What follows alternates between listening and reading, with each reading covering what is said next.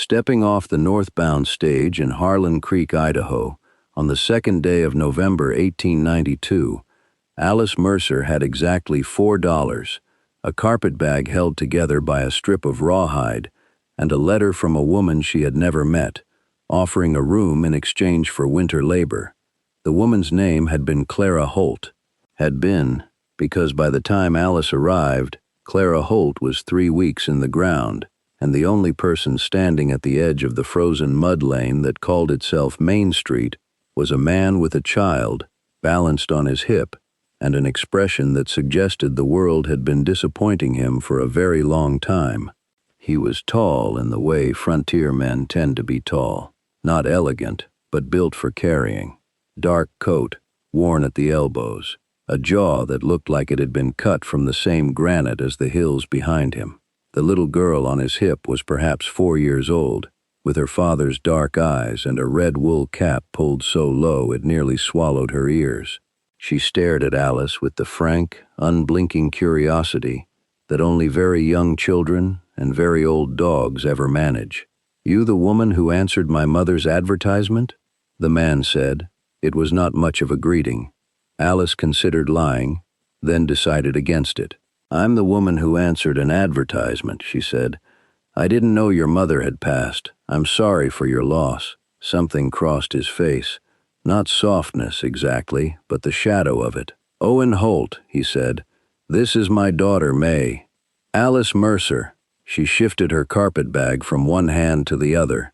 The wind off the mountains was the kind that found every gap in your clothing and set up residence there. "Mr. Holt, I have $4 and no place else to go tonight. I'm a hard worker. Whatever arrangement your mother described in her letter, I'm prepared to honor it." Owen Holt looked at her for a long moment. May reached out one small mittened hand and patted the air in Alice's direction, the way children reach for things they've already decided belong to them. "The arrangement," Owen said slowly, "was room and board in exchange for helping around the house and farm through winter." He paused. "My mother was a practical woman." "So am I," Alice said. He studied her face the way a man checks the sky before deciding whether to trust the weather. Then he gave a single nod, the kind that closed a contract, and turned back toward a wagon at the hitching post. "Climb up, then. It's 6 miles out, and the cold doesn't get more polite the longer you stand in it." May patted the air again and said, perfectly clearly, "Pretty." Owen did not look back, but the back of his neck went a shade of red that had nothing to do with the wind. The Holt place sat at the foot of a long ridge, a 2-story farmhouse that had been fine once and was now respectable, verging on tired. A barn, a smokehouse, a kitchen garden gone to frost. There was a second chair at the kitchen table, Owen's mother's chair, Alice understood, without being told. He set May down by the stove and stood in the kitchen doorway with his hat in his hands, looking at a room he clearly had not known how to inhabit since grief moved in. "There's a room at the top of the stairs," he said.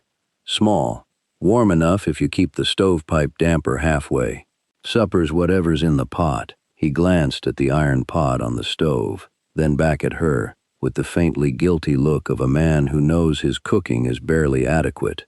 "Beans, mostly." Alice set her carpetbag on the kitchen floor and crossed to the stove.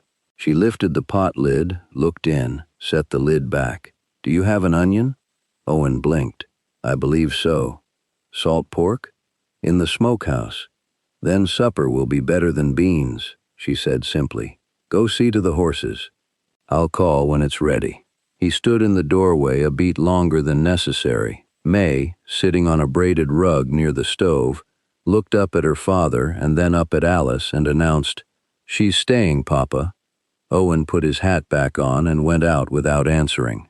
The door settled in its frame with a sound like a quiet decision being made. Alice found the onion. She found a heel of cornmeal and a tin of lard and some dried herbs in a crockery jar that still smelled sharp and good.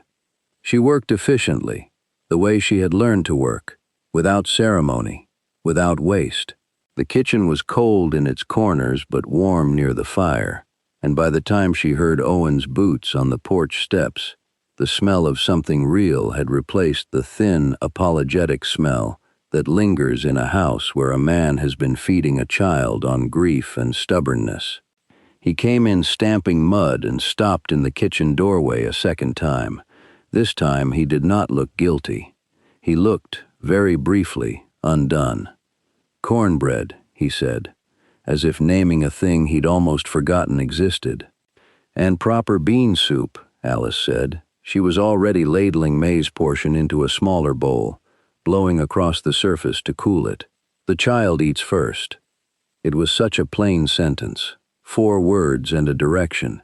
But Owen Holt stood there in his muddy boots and his worn coat, and for one unguarded moment something in the set of his shoulders changed, like a knot loosening that had been cinched too tight for too long. "Yes," he said quietly, "she does." They sat at the table, the 3 of them.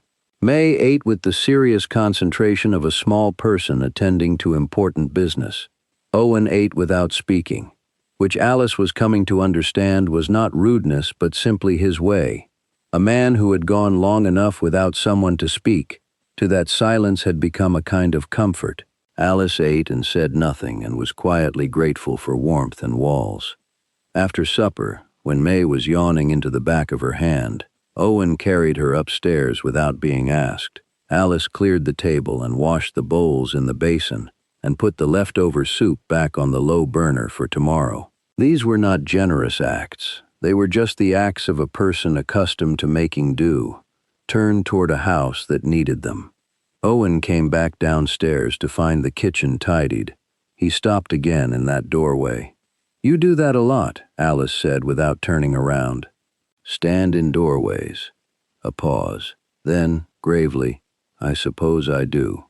"It's your house," she said. "You're allowed in it." He came into the kitchen. He sat in his chair. He looked at the table and then at his hands.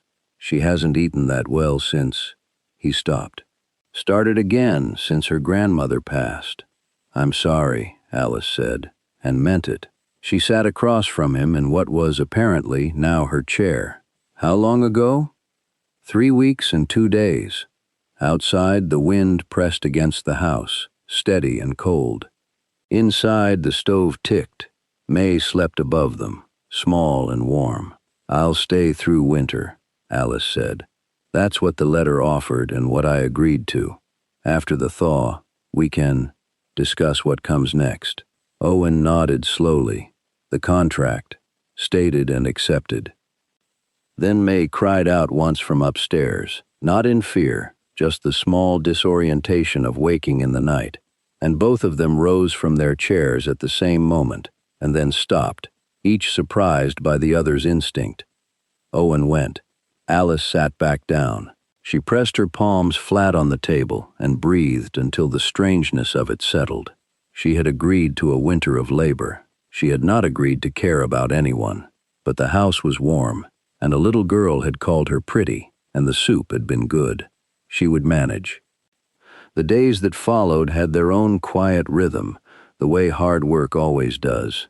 Alice rose before the light, when the house was nothing but cold dark and the distant complaint of wind, and she built the fire up from the coals that Owen always left banked against the night's worst cold.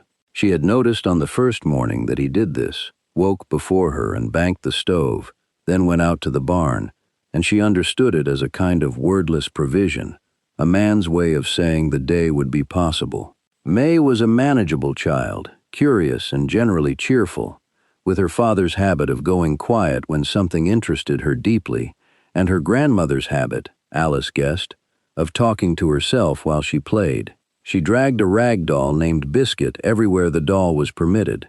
By the second week, she was permitting Biscuit to sit in Alice's lap during the morning's mending. The mending was considerable.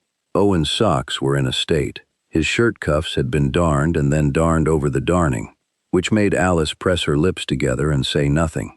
She simply found a scrap of linen in Clara Holt's sewing basket and cut proper cuffs, and when Owen came in one evening to find a stack of shirts on the table with the cuffs replaced and 3 pairs of socks mended and a 4th waiting, he stood there in his doorway. She had stopped remarking on the doorways and picked up the nearest shirt and looked at it, the way a man looks at a thing that cost him nothing and should not, therefore, make his chest ache.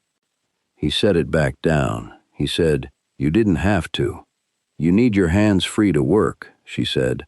"Pushing a needle through worn cuffs slows you down." He opened his mouth and closed it. Then, "Thank you, Miss Mercer." "Alice," she said. She had decided. They were living in the same house. Miss Mercer was a formality that made a cold winter colder. "Alice," he said, very quietly, as though testing the weight of it. "May, on her rug with biscuit," said Alice, in a tone of total satisfaction, as if the matter were settled and always had been. The town had opinions about the arrangement, as towns always do. Mrs. Pelham at the dry goods store expressed her concern with the kind of warmth that is really its opposite, informing Alice on the occasion of her first supply run that it was a great shame, wasn't it? A woman of good breeding taking herself to a widower's home, and it couldn't be very comfortable, surely. And had Alice considered the schoolhouse, they were looking for someone to sweep. The implication of what Alice ought to consider was clear enough. Alice bought her flour and her salt and her thread, counted her change, and said, "Mr. Holt's mother engaged me to help with the household. That is what I'm doing." Then she smiled pleasantly and walked out, which was the correct response to Mrs. Pelham, and most people like her. But the cold truth was that gossip was a kind of weather in a small town, and it worked the same way, slowly, persistently, finding every gap. And when December brought a hard freeze that locked the ground and made the road into Harlan Creek a calculated risk, Alice found herself spending less time worrying about what Mrs. Pelham thought and more time worrying about the farmhouse roof over the kitchen lean-to, which had begun to sag in a way that Owen had noticed and mentioned once, briefly, and then gone quiet on the subject in the manner of a man who knows a thing needs fixing and is not yet sure how. She asked him about it on a Sunday morning when the cold had settled in with its full winter seriousness. May was at the table, drawing shapes with a stick of charcoal on the back of an old invoice. Owen was cleaning a harness. They had grown comfortable enough with each other's presence that the kitchen could hold them both without either one needing to account for it. "The lean-to roof," Alice said. He looked up. "If it comes down under a heavy snow, we lose the wood store and possibly the back wall of the kitchen.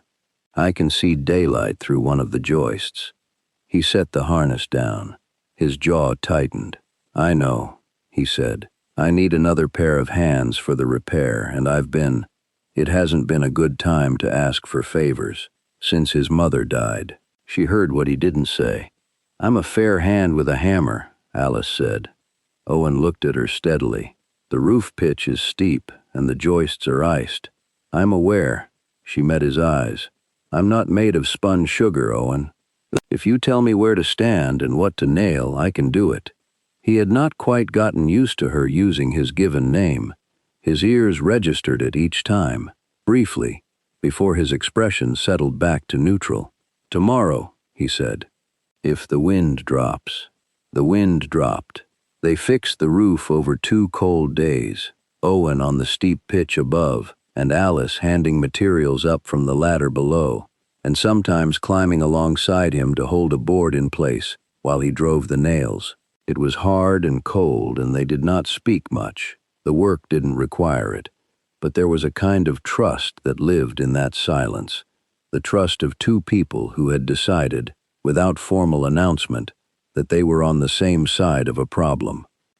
On the second evening, when the lean-to was secure and the wood store safe, and they were sitting at the kitchen table with their hands wrapped around cups of coffee because neither of them had the energy for anything more elaborate, Owen said, "You're a capable woman, Alice Mercer."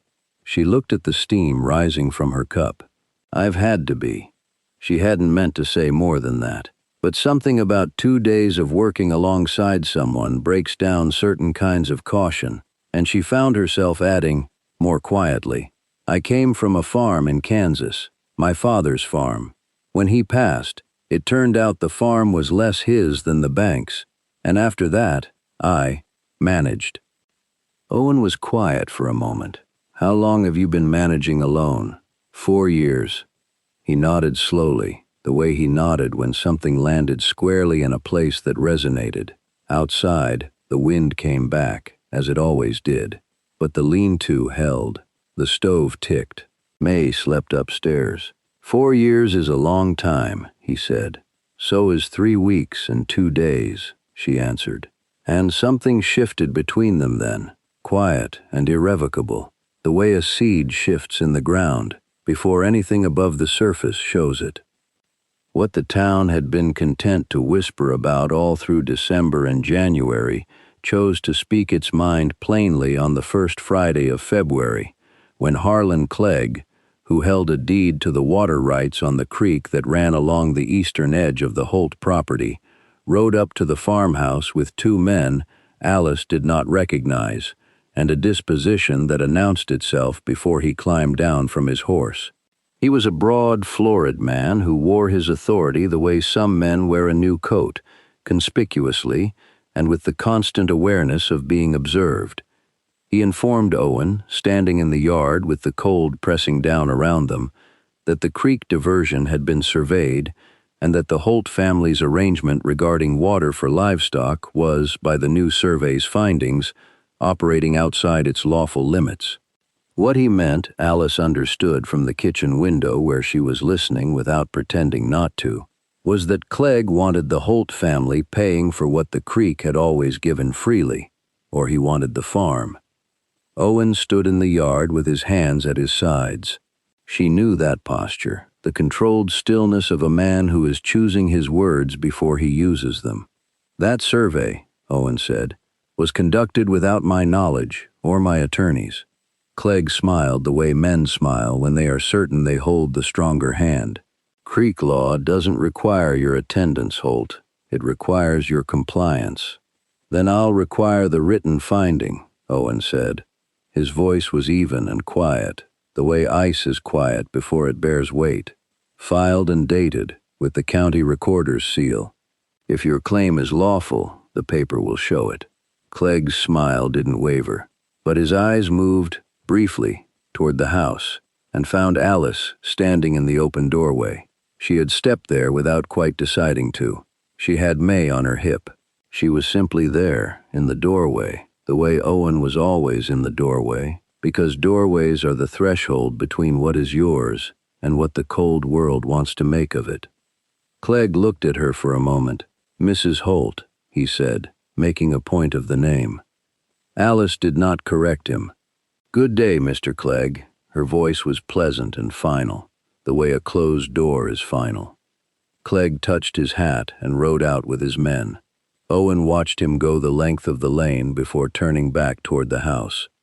He stopped at the bottom of the porch steps and looked up at her. May had one fist wound into Alice's collar in the comfortable, proprietary way of small children with people they trust. "Alice," he said, and then didn't continue. Whatever he had meant to say worked itself into a simpler shape. He'll be back with the paper, or he'll be back without it. "Either way," she said, "he'll find us here." Owen climbed the steps. He stopped at the top, close enough that she could see the cold still sitting on his coat, the frost in the corner of his jaw. "You didn't have to." "I know I didn't have to." He looked at May, who looked back at him with serene confidence. Then he looked at Alice, at her face, which was steady, and her hands, which were cold, and the whole of her standing in his doorway, as if she had been in doorways her whole life, waiting for the right house. He said, very quietly, "This isn't what you agreed to. This isn't just cooking and mending." "No," Alice said, "it isn't." The wind moved through the yard. The pine tops leaned. "May needs a mother," he said.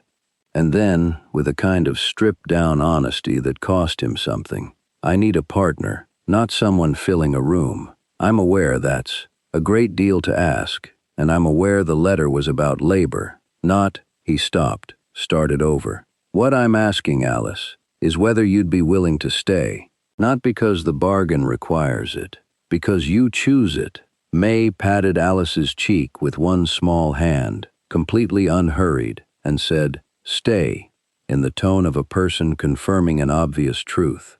Alice breathed out slowly. She looked past Owen to the yard, the bare cottonwoods, the barn with its new patch on the east wall, the lean-to roof they had fixed together in the cold. This was not the life she had come to Idaho for. It was a different one, harder in some ways, warmer in every way that counted. "You'll need to speak to Reverend Marsh," she said. Owen went very still. "If you're asking me to stay as your partner," she said steadily, "then you're asking me to marry you, Owen Holt, and I'd appreciate it if you asked me like you mean it." He looked at her for a moment that had its own weather. "Alice Mercer," he said, "I am asking you to marry me. I mean every word of it." "Then yes," she said. May said yes immediately after, which was not required, but was appreciated. Reverend Marsh performed the ceremony on a Thursday in late February in the parlor of the church with the Harlan Creek schoolteacher, a woman named Mrs. Briggs who had always thought well of Alice, serving as witness. The ground outside was still locked under frost. The creek ran under its skin of ice. Mrs. Pelham was not invited, though the news reached her by supper time. Owen stood at the front of the church in a clean shirt, not the one with the replaced cuffs, the other one, the one Alice had pressed that morning without commenting on it. And when Reverend Marsh asked if he took this woman, Owen said, "I do," with his whole voice, not the careful measuring voice he used when the world was watching, but the plain and uncalculated voice of a man who has decided. Alice said, "I do," and meant the full weight of it. May sat in the front pew in her best dress, holding biscuit, and at the appropriate moment said, "Amen," so firmly that Reverend Marsh smiled into his collar. After, they drove home in the wagon through the cold, white afternoon. May fell asleep between them, tucked under Owen's arm, her head against Alice's shoulder. The road was quiet. The hills were pale and still. Owen said, "When the thaw comes, I'm going to build out the east room. Give May a proper space of her own." "She'll want to help," Alice said. "She always does." A pause, warm at the edges. "You'll want to help too." "Probably," Alice admitted. He reached across May's sleeping weight and took her hand. He held it, plainly, without comment or ceremony. The wagon moved through the cold, and the hills stood around them white and enduring, and the smoke from the farmhouse chimney was already visible up ahead, rising in a slow, straight line into the pewter sky, because Owen had banked the stove before they left. He had already known, before the ceremony, before the words, what the day was going to be. He had banked the fire for a family coming home.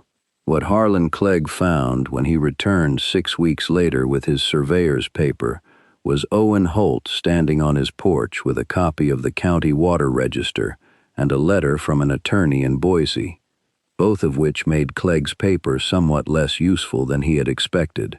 He found the lean-to solid and the farmhouse smoke trailing, and a woman in the kitchen window who looked out at him with pleasant, absolute unconcern, and a small girl at the yard gate who informed him with perfect 4-year-old authority that he had to knock if he wanted to come in.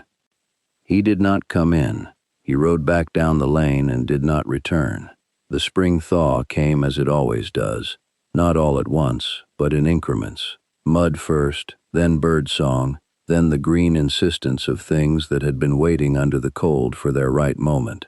Owen built out the east room with May handing him every wrong tool with great confidence. Alice planted the kitchen garden with seeds she had ordered in January, when she had not yet said yes to anything but had already decided something. She planted for the long season. She planted as a person plants when they intend to be there for the harvest. There is a plain truth in how families get made, not often in the grand romantic gestures. More often in soup ladled into a small bowl first, in a roof fixed in the cold, in a hand reached across a sleeping child.